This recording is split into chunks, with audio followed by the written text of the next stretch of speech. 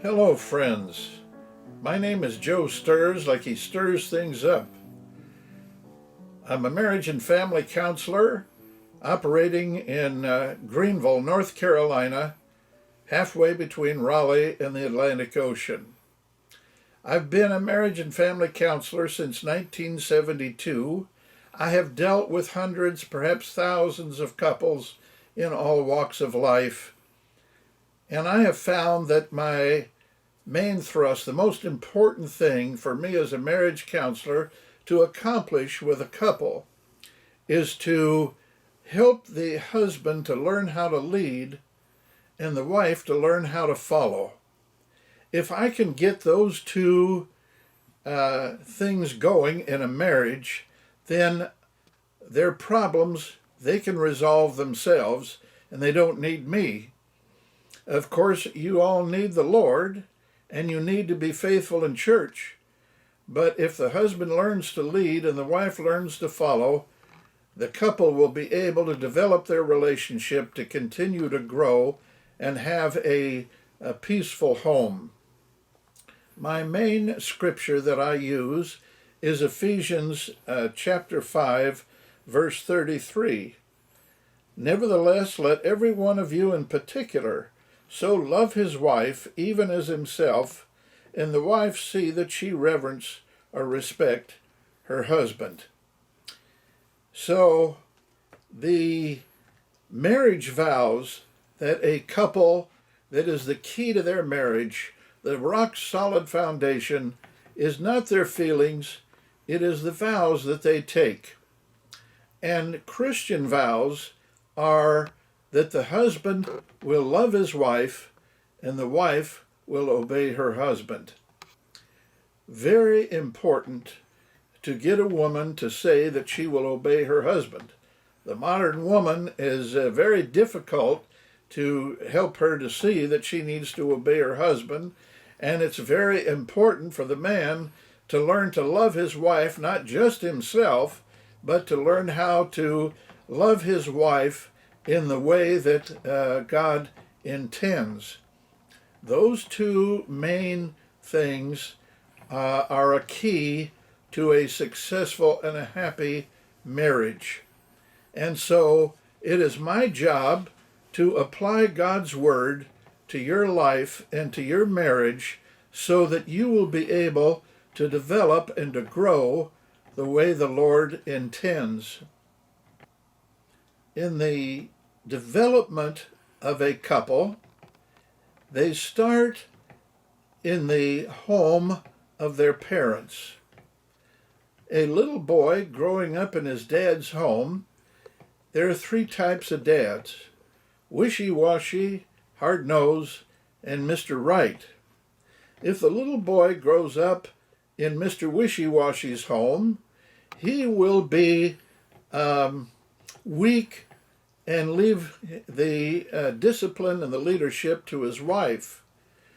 If the little boy, he will a lot of times either grow up to be like his dad, doing the same thing, or he will react against his dad and be Mr. Hard-Nosed, having contempt for his dad. If a little boy grows up in Mr. Hard-Nosed's home, oftentimes a caricature of a Christian home, then dad is the head of the house, and boy, you better do what dad says or you get it. And everyone in the house is miserable. The wife is uptight, the children are uptight, but boy, they hide it because they don't want to get it from dad. He is a bully, and he gives the family a rough time, but he's the head of the house, like he says the Bible is, or says. And so the children see, and the wife see, Christianity many times as hypocrisy. The Bible says one thing, but it's actually something very different and very miserable. A little boy growing up in his father's home of Mr. Right. Mr. Right, a Christian man, will love his son, deal with his son's rebellion, his temper tantrums, his pouting, and he will teach that boy to obey from the heart. not just outwardly like Mr. Hardnose, not just ignore his son's problems like Mr. Wishy-Washy, but Mr. Right will teach his boy to be a chip off the old block and learn to lead just like he does. A little girl growing up in her dad's home. If she grows up in Mr. Wishy-Washy's home, she learns to manipulate men. She learns to wrap her dad around her little finger and to get what she wants, and dad indulges her and leaves whatever discipline that is done up to his wife. On the other hand, if the little girl grows up in Mr. Hardnose's home, she learns to keep a low profile at home, do what he says, boy, you better not get out of line when dad's home, but she lives like the devil when she's away from dad.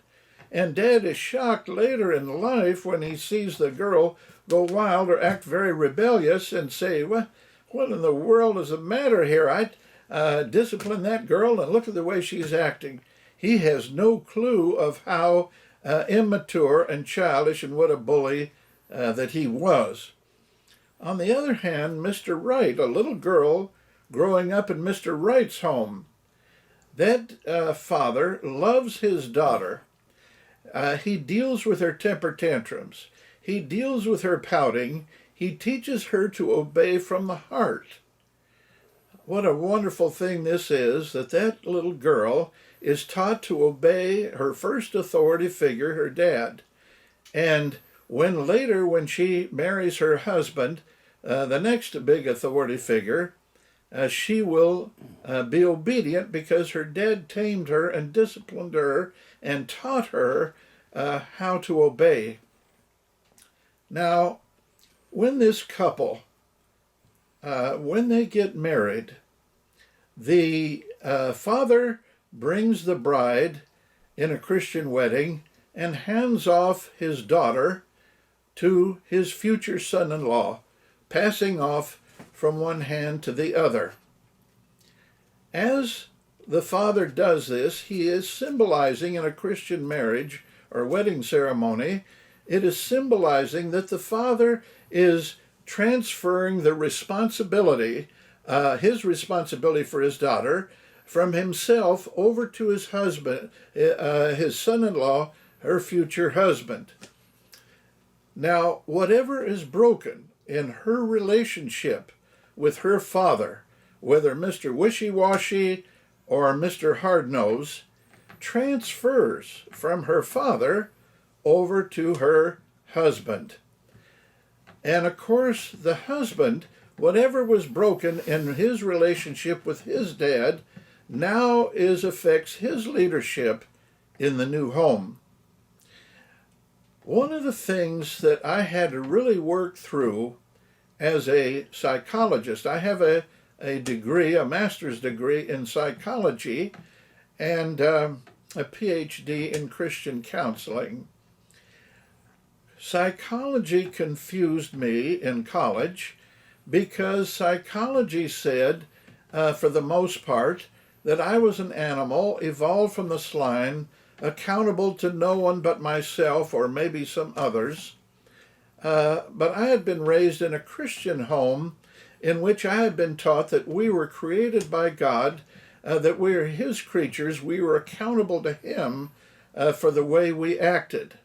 And so my worldview when I went to college was very different than the confusion and the assumptions that were made in the classroom when I was going to school.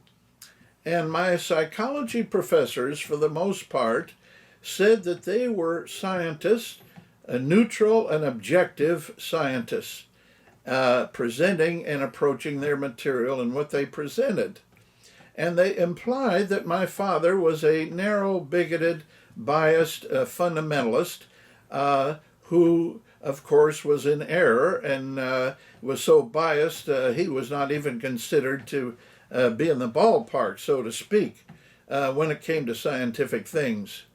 And since I was rebelling against my father's training and teaching, I was only too open and picked up on what these men said, and they had PhDs. I mean, my dad, he never went to college. He was a self-taught man. And so I thought these men knew what they were talking about. It took me years later to realize that those psychologists with their PhDs was as narrow and dogmatic as my dad ever thought that he would be. The difference was my dad told you where he was coming from and that he was a Christian and he believed in the Bible.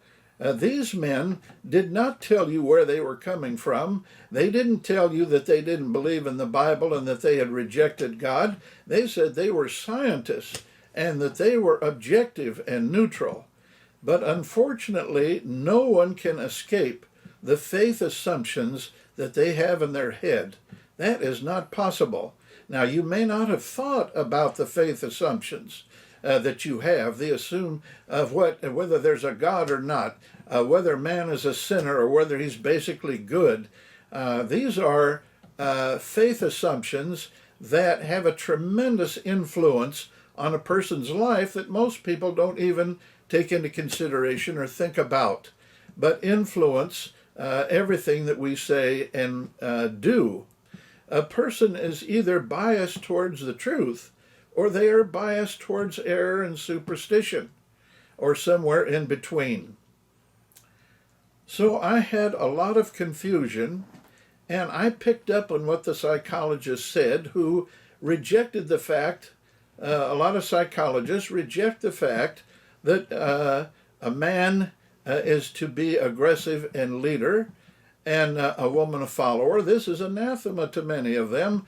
They see as one role, the men and women are the same, and you split the role down the middle. It's 50-50. The man is to be half woman, half man. The woman is to be half man, half woman. The way God, our Creator, intended it in the Bible, it's to be 100-100. It's to be 100% man, the way He made us, and 100% woman, the way He made women. And their bodies are very different. Their hormones are very different. Their approach to life are very different. And their purpose and function in life are very different.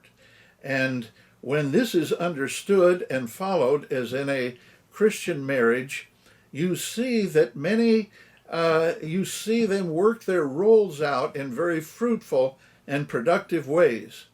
But when you see a man trying to take a woman's role and the woman trying to take the man's role, you have confusion, misery, and a lot of problems. I see a lot of women in their 40s. Their husband usually does not come for counseling. He's too prideful. And the woman comes, she's desperate and wants help. And so she will tell me her story and the problem she has with her husband. And of course, I read between the lines. It's far worse than what she says. But she tries to tell me. But I see a woman in her 40s a lot of times, tired, worn out, on tranquilizers, trying to keep her home together, seeing that the bills are paid, working full-time outside the home, trying to keep the children in order, trying to keep her husband going. She has a tremendous pressures and responsibility, and she doesn't understand why she's so miserable and has tranquilizers to keep her going and all the rest. And of course, what I tell her, as I said, you don't know what it's like to be a woman. You only know what it's like to be a man. You think like a man. You dress like a man. You try to work like a man. You compete with men. God never intended that. And so you're trying to operate your life like we do a washing machine, that you don't use the soap, and you put it on the wrong setting, and you put too many clothes in it, and that washing machine is shaking and rattling and making noise and protesting that it's being run the wrong way. And that's the way our life is when we do not fit God's pattern, but try to make up a world's pattern, the way we see other people living around us. And so the woman's life is all out of order. She is miserable. She may be a Christian. She may go to church. She may love the Lord, but she does not understand why he doesn't answer her prayers, why she is not finding fulfillment and satisfaction. And of course, I see her husband, a man who has developed a family built on two incomes, based on his wife working, based on her being just as strong, just as able as he is, and he cannot understand why she shouldn't be just like him. A man has no understanding that when he comes home from work, after working full time, he's ready to kick back and he's ready to relax. A woman, when she comes home from a full-time job, she has another full-time job, and that is this home that's got to be cleaned somewhat, the children that got to be dealt with, and all the rest. And even if her husband does some chores, even if he tries to help her out, as well-meaning as he may be, he has no idea the pressure that he has put on that woman by his irresponsibility, his ignorance, and his lack of knowledge of what it is to be a man and to head up a home and how to lead in that home. And of course, the reason I am an expert in marriage is not from the books I've read, except, of course, the good book here, but I have had to learn the hard way how to deal with the problems in a home.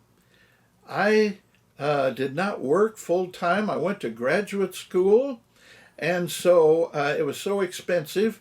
My wife should work, that's what the others did, to put me through school so I could get a master's degree in psychology. And of course I saw these other couples when they when the wife worked and the husband was home studying, she became the man, he became the woman, and their roles just got twisted and turned upside down, and then we started having divorces in a Christian marriage counseling graduate school. So I would not allow my wife to work full-time, and I did ministry and counseling at home, and I tried to keep the roles intact by taking responsibility for the money, paying the bills, and stuff like that, even though my wife brought in more money than myself. It was something to be what's called, this was back in the 70s, being what they would call today a house husband. I was a forerunner, so to speak, learning what that was like. And it was very frustrating for myself, my wife, my father-in-law. He was a man of the old school, and he thought I was just a shirker if I didn't work full-time in what he saw as work, although I put in a lot of hours and did a lot of counseling, and a lot of it was for free because the people didn't have any money. But I was the first biblical counselor in my area, and besides ministers that followed the Word. And so I had a lot of pressures. My father-in-law was my landlord. That was a real growth experience. He wanted that money. He wanted me to pay my bills promptly. He always had paid his bills. Well, when you don't have a regular income coming in, you got to pay your bills, but there's no telling when you're going to get the money together to be able to pay them. And so I had to learn responsibility in a different way. But of course, when I dated as a young man, when I took a girl out, if she said yes, we did. If she said no, we didn't. It was never my responsibility. It was her responsibility. She was responsible for what went on the date, not me. Boy, it took me years later for God to show me how irresponsible I was, that it was my lust that got her alone, sweet-talked her, tried to seduce her, and then blamed her for everything that happened. God held me accountable primarily for what went on. It's true the girl should say no, but that was not always the case, and I was primarily the one that was responsible. Now, the way this carried on into my marriage is that I wanted my wife to make the decisions, because if I made the wrong decision, I would appear like a fool. And I didn't want to appear like a fool. I didn't know what I was doing. So I would want her to make the decisions. If they were wrong, I could blame her. So I was like naughty boy, and she was mama. And of course, she didn't want to marry naughty boy. She wanted a man. And I had a lot of growing up to do.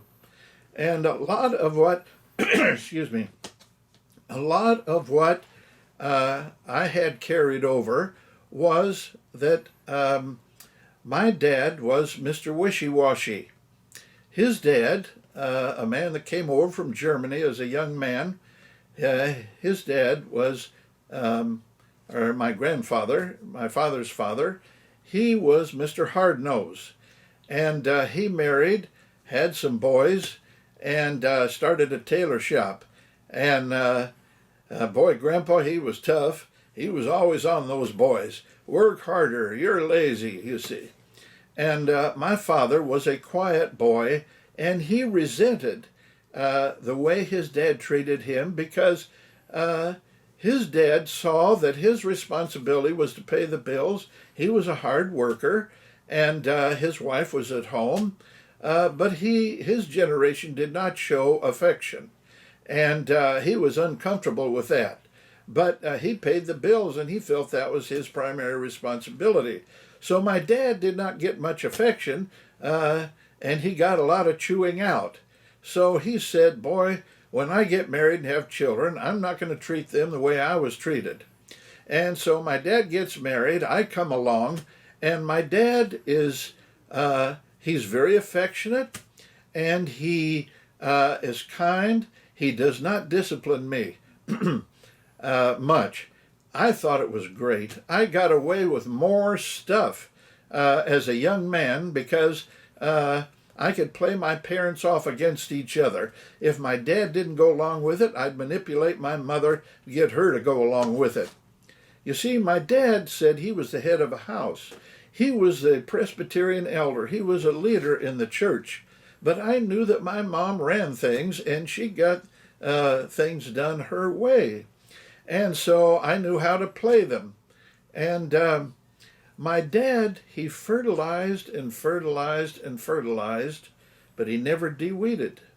You see, my mother was the garden, and my dad was the gardener. And Dad is a very affectionate man, loved my mom, like the Bible said, husbands love your wives. But he did not understand tough love. He only understood soft love. And I would talk to my dad. Of course, I followed in my dad's footsteps. Psychology says love your wife. They don't tell you how to discipline. They act like that's a no-no. And then when your wife becomes a monster, they don't tell you what to do with your monster. And my mom, she would throw a temper tantrum, or she would pout. Dad would put her to bed, give her a wine bottle, and just hope that it would pass. And he never knew what to do about it. He never de-weeded. And the weeds grew up in my mom's life. And they grew up in my life, but he didn't know how to de-weed that much. And it's very important to be able to do both. You see, my dad resented his dad's lack of affection. And so my dad was not a boy. He had never dealt with authority, the first authority in his life. He was still in rebellion against his dad's authority. He did not understand how lazy he was, how much he did needed to be chewed out. It's true, my grandfather, his dad, should have showed affection. Certainly that was true. But my grandfather he only operated in what he understood, and his church did not help him to understand the full part of his responsibility.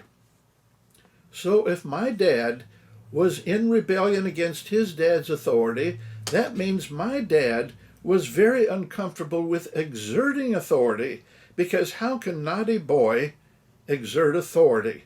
He's soft on himself. He indulges himself, and so he indulges his wife and he indulges others. And of course, I picked right up on that. I did the same thing in my marriage and in my family. And my marriage, I like to say that the reason I'm an expert marriage counselor is because I've never met a couple that had as many problems or as long as my wife and I. My foolishness, my ignorance created such havoc in the home that we had a terrible marriage in a lot of ways, even though we loved each other and wanted to get along.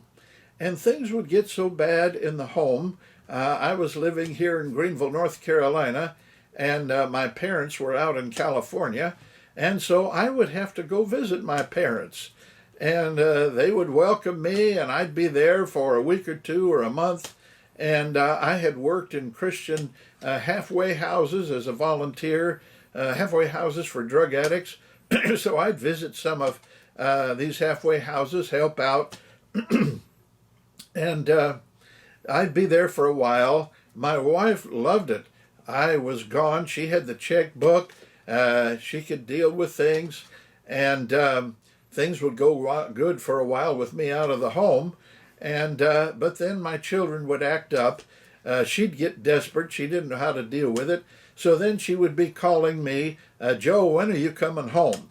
And so then I'd pray about it. The Lord say, okay, it's time to go home.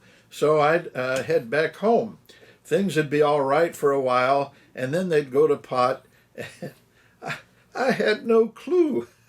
And God must have a sense of humor, because I was a marriage counselor, and I did not know how to deal with my own problems in my own marriage.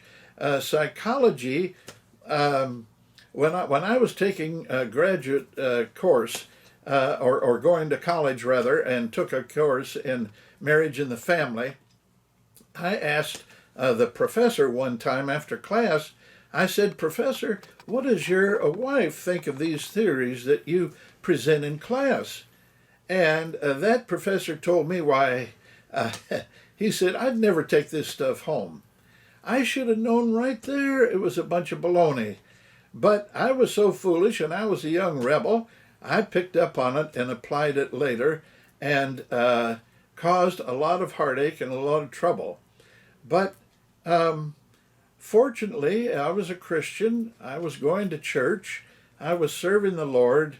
And I began to read the Bible more, apply it more, and I encountered a biblical counselor called J.E. Adams, Dr. J.E. Adams, a Presbyterian minister and a counselor who wrote some books. The Christian Counselor, let's see, well, I forget some of his others, Competent to Counsel. These had big effects in the Christian world and among counselors, and had a great effect on my life. And he pointed out that I needed to become a biblical counselor. I needed to go by the Bible and not by psychology. It took me years to work my head out of psychology, out of the confusion, the misunderstanding. Psychologists are good people. They are well-intentioned. They want to try to help people.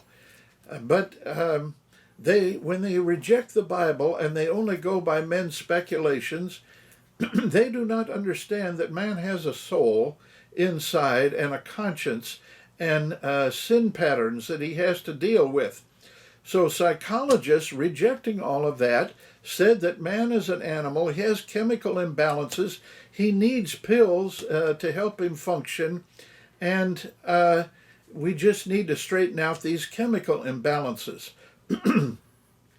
It's true that men have chemical imbalances. Certainly that is true.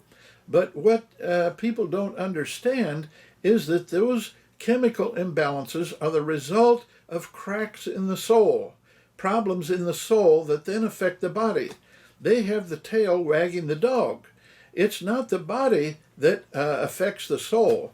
It is the soul that affects the body.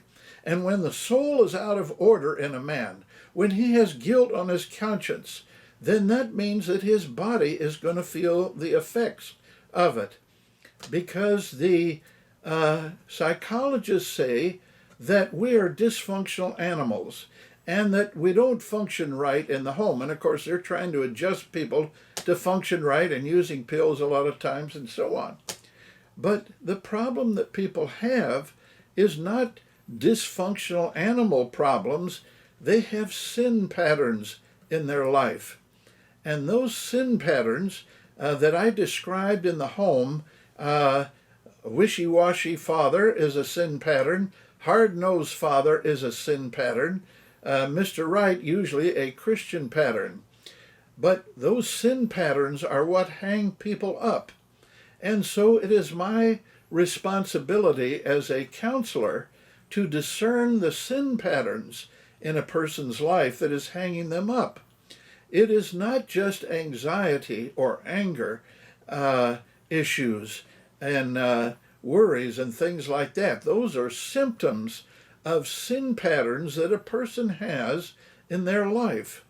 If they are under stress, I have a little pamphlet I give out on stress management, and I share with people and give them the little pamphlet, and I say, I've got something here on stress management. 99% of the time people say, oh, I'm under stress. I need that. Thank you. And the reason they say that they are under stress is because we all have pressures and react to those pressures. If you react the wrong way to pressures, you have stress. If you react the right way to pressures, you have growth, maturity, and developing character. Well, most people say they're stressed. What are they saying? They're reacting the wrong way to the pressures that they have in life. And if they are reacting the wrong way to outward pressures, it isn't long before they got inward pressures. You see, people that have resentment and bitterness and hate or worry or fear, these things create behavior patterns in the soul of a person that causes their conscience to feel guilty. And then their conscience begins to accuse them. You have done wrong. You have been disobedient. You have fornicated. You have had sex outside of marriage. You have broken God's boundaries. The 10 Commandments are the boundaries that God has put in our lives so that we can find peace and operate the way we're supposed to operate. Unfortunately, when we are born sinners, we immediately begin to display that. I have very cute little grandchildren. Those little kids, boy, they run around and they like to see Grandpa and stuff like that. When they pass into the twos, what's called the terrible twos and the threes, all that rebellion they got from their great-great-granddad Adam comes out. And no, I'm not going to do that. And they are going to sass Mom. They are going to be rebellious. And people, missionaries, anthropologists, whatever culture they have studied all around the world, they have never found a culture where the children are born obedient, loving, kind, truth-telling. There are no children like this in the world that's ever been found. And what do the parents have to do? In every culture, they have to try to tame those children in some way so that the children learn to obey to some degree and will get along with each other. Why does this happen? Because we are all born sinners. And I've worked in a prison, and the inmates will tell me, I'm mistreated by officers and stuff like that. Well, a lot of times, of course, they've treated the officers terrible. But sometimes the officers don't treat the inmates right, even though we tell them they should. But we have worked out a system, a set of rules that's the fairest we have ever been able to develop in trying to help the inmates get along and the officers get along. But the problem is, I tell the inmates, we have to hire sinners, and the system operates on sinners. Now, I said, if there were perfect people out there that we could hire and put a uniform on, we would grab them up in a heartbeat, give them good training, and they would act right, and we'd never have any problems with them. But I said, unfortunately, they're all sinners. They all have their own problems, and even though we give them good training and we tell them to treat the inmates right, a lot of times they don't do it. And of course, we have to weed them out, and sometimes they get fired, sometimes they quit, sometimes they shape up, all kinds of things. But the problem with both the officers and the inmates and myself, we're all sinners, and we all have to deal with that sin nature. And of course, what psychologists have found is that you cannot change a man's sin nature. You can shift symptoms, but an honest psychologist will tell you, you got to learn to live with it. We can send you the psychiatrist and get pills, and you can feel a little better about it. But usually a psychologist will say there is no cure for the problems that you have. You have to learn to deal with it. The reason they say that is they have found that human nature, you can educate it, you can train and all of that, and people will make some change, but usually their symptoms will shift. This one psychiatrist, a Jewish psychiatrist, he worked in a prison for 20 years, and he said that he had to admit the only real change he ever saw in a prison, he said group therapy didn't bring change, pills didn't bring change, therapy didn't bring change. The only thing that he ever saw worked was true Christian conversion. And I'm not talking about jailhouse religion. A lot of guys get jailhouse religion. They think they can con God and others and all of that. They quote Bible verses 1 minute and cuss up a storm the next. Those guys are a dime a dozen in the prison. But what this psychiatrist was talking about is when a fella truly got saved, his language changed, his approach changed, his attitudes changed. He still had his problems. He still had a lot of growing to do, but you could tell that man was a different man. Why? He had a change of nature inside. What ministers call, and the Bible calls, being born again, being saved, being converted. There are different names for it, but this is the only way there is a real basic change in a person's life. Now, when I deal with couples, if they are not saved, truly saved, maybe they're backslidden, maybe they made a profession of faith, but it never really took, they never really understood, and so on. If they will follow what I say, to the extent they will obey the Ten Commandments outwardly, like Jehovah's Witnesses or Mormons, very decent people, try very hard, try to earn their salvation, try to keep the commandments. This is all very laudable, very praiseworthy. Unfortunately, it will not get you to heaven. God's standard is perfection. His standard is absolute. Not one lie, not one cuss word, never doing anything wrong. Well, this shuts out the human race. The only person that ever kept God's standard was Jesus Christ. And the people that lived with him, his disciples, had to admit he had no sin. Now, when you live with a guy for 3 years, if that guy sins, you're going to know about it. And they gave him a clean bill of health. God himself, he's the one that obeyed the Ten Commandments perfectly. And he earned salvation for fallen mankind. How can I go to heaven, a sinner, the bad things I have done, the stuff that nobody knows about, and all of that, but I know about, and God knows about.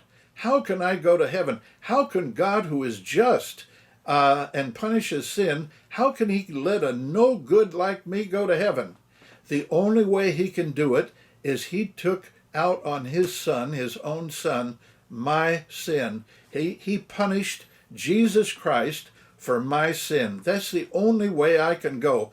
I can go skating on Jesus. I can ride on his perfect life if I repent of my sin, take responsibility for my actions. A big change in my marriage. You see, my wife was very critical of me and my foolishness and all of that. And I said, Rachel, here I am in the ministry. I need encouragement. She had a sharp tongue, man, that woman, she was on me. And she was very discerning. And I thought, my problems are, she's the biggest enemy of my ministry. She knows more about me. She knows my problems, and she's critical of me.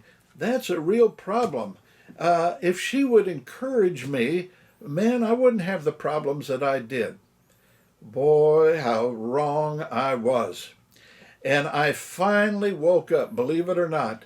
I began to realize my wife was not the problem. Her tongue and her sharp tongue was not the problem. My real problem was the old Joe. That man in the mirror, that's where the real problem was. Rachel did not make the old Joe come out. She did not force me to do anything. I chose to bring the old Joe out. I'd made my own choices. I'll never forget, I was working in a mental hospital, and I was working with this fella that was what is called paranoid. And we were on the second floor of the ward, and we would look out of the ward down on the ground floor or down in the courtyard, see people talking. And John would be with me, and we'd be looking out that window and seeing people down there talking. And John would say, they're talking about me. I know they're talking about me. They're conspiring against me. I said, John, they don't even know who you are. They don't know your name. They don't have a clue who you are. It didn't matter to him. He knew they were talking about him. I thought, how in the world can I reach a man that is so far removed from reality? So finally I said, John, I said, I know the key to all my problems. He said, what is it? I said, it's the man in the mirror. I said, if it wasn't for that man in the mirror, I wouldn't have any problems. I'm the problem. Now, what could John say? And I said, if you don't believe me, you can ask my wife. She'll tell you. Now, the Holy Spirit had to show John that he was his own problem. I couldn't show him that. As I would try to tell him reality, he would just resist it and pay no attention. But I knew that the Holy Spirit could reveal to him the truth about himself. I couldn't do it. Now, I could plant seed, I could point the way, but the Holy Spirit had to reveal to him supernaturally the truth about himself, because he was so running from the truth, just like me, running from the truth, running from growing up, blaming others all the time, you see, and not taking responsibility for my own actions. When I finally saw that my wife was not the problem, I was the problem. What a wake-up call that was for me. And of course, now I finally started to take responsibility for my own actions and quit blaming my wife. When I see the inmates in a prison that I work with, they're just like me, blaming everyone else, the black sheep of their family. That's what I was. Nobody knew what to do with me. They'd try to tell me the truth. I wouldn't pay any attention. I blamed everybody else. Boy, do I understand what that walk is. Now, my wife, when I tried to start de-weeding, that was a big change, because I thought we were co-owners of a home. And she had her opinion of what things should be done. I had my opinion, and we never saw eye to eye, and we would argue and fight over it. And it took me a long time to see that God held me responsible for what went on in the home, not my wife. And on Judgment Day, I would have to give an account for what went on in the home. Now, on Judgment Day, when God calls the man to an account, the men are going to say, God, don't look at me. She raised the children. She handled the money. She made those decisions. Don't you look at me. And a shout is going to go up from the women when God says, I'm not letting you off the hook. I created you the man. You're responsible for what went on, and you can't shift it off on her. Now, it's true, the woman is responsible for how she obeys her husband, being a team player, doing her, managing the home for her husband, things like that. But the husband is responsible for providing for the home, disciplining the children, for making the hard decisions, dealing with the bill collectors. Bill collectors, they don't want to deal with husbands, they want to deal with wives, because they know usually the woman is more responsible and they can manipulate her more and put pressure on her, and she gets more desperate, will try to get them their money. I told my wife after I had my wake-up call, I said, when the bill collectors call, I say, you tell them when I'm going to be home and I'll deal with them, you see. That's my responsibility. And to take responsibility for the finances. My wife has a master's, I should explain something. My wife died in 2009. Was that a growth experience for me? We have been married 42 years. A wonderful Christian woman, and an inspiration to many in her life and those around her. She had a master's in business. She was smart as a whip. The other fellows in the business world or business college, she was one of the few women there, and she got straight A's, and the fellows, they were all trying to copy her paper if she would let them. She was smart. And we would be in business together. We would make a decision together. And then in a little while, she would go back on it. I said, Rachel, I said, you know we made the decision. You understand that it was right. Why in the world are you going back on it now? You see, I thought that my wife was just like me. But I didn't marry her because she was a man. I married her because she was woman. And stupid me, it took me a long time to wake up to the fact that her hormones were different, that she looked at things different, and that she was, she could make a good decision, but she wasn't made to stick to it. When you stick a woman in positions of authority over men, and they have to make those hard decisions, a woman pays a terrible price emotionally to have to do that. God did not intend for her to do that. But what do weak men do? They shove it off on the women. If the women want to do it, more power to them. And so they'll do just like what I did. They'll create a little vacuum in the home, and a conscientious woman will move right into that vacuum, start taking over the man's responsibilities because she knows it needs to get done. Unfortunately, my wife was not a man. She was woman. Oh, for me to learn the difference between men and women. Starting from scratch, I tell you, it was something to read in the Bible how the women were the weak vessel. God made the woman to be emotionally dependent upon the man. In Genesis 3, the woman was first in sin. She ate the forbidden fruit that God said don't eat of. And she was deceived by the devil, and she ate the fruit and got her stupid husband to go along with it. So God cursed the woman, put a judgment on her, and because she was first in sin, God said her affection would be under her husband, and he would rule over her, and she would have pain in childbirth. Now, God is a good engineer. He creates the body. Boy, you ever study the body, how intricate and enormous the body is and how well it functions? You can see God's engineering everywhere. He engineered that womb for those babies to pop right out. But he changed the configuration of a woman's womb so that she has pain in childbirth now, as a reminder of her rebellion in the beginning. But the husband wasn't left out.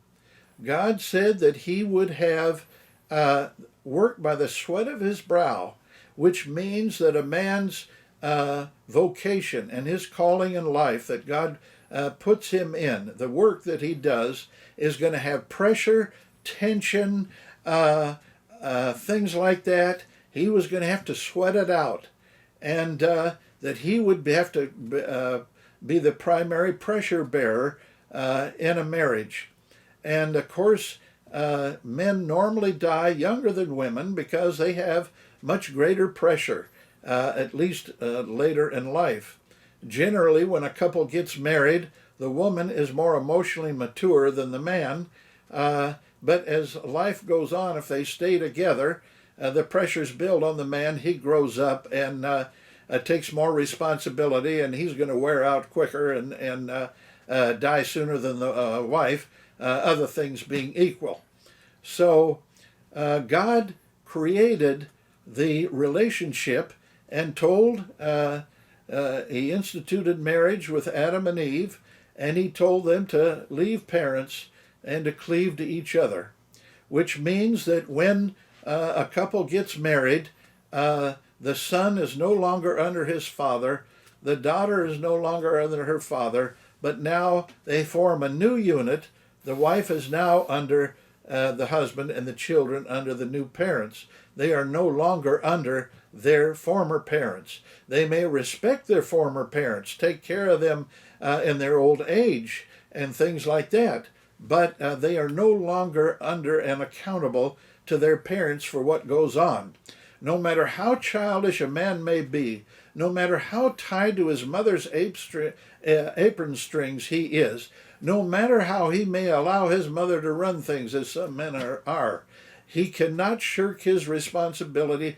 God holds him accountable for what goes on in the home. No matter how he may shift it to his mother, to his wife, or whatever, God holds the man accountable, and his conscience tells him that, even though he may shirk his conscience, he may sear his conscience, he may pay no attention to his conscience, self-medicate, try to avoid his conscience in some way, he will not be able to do it. God holds the man accountable.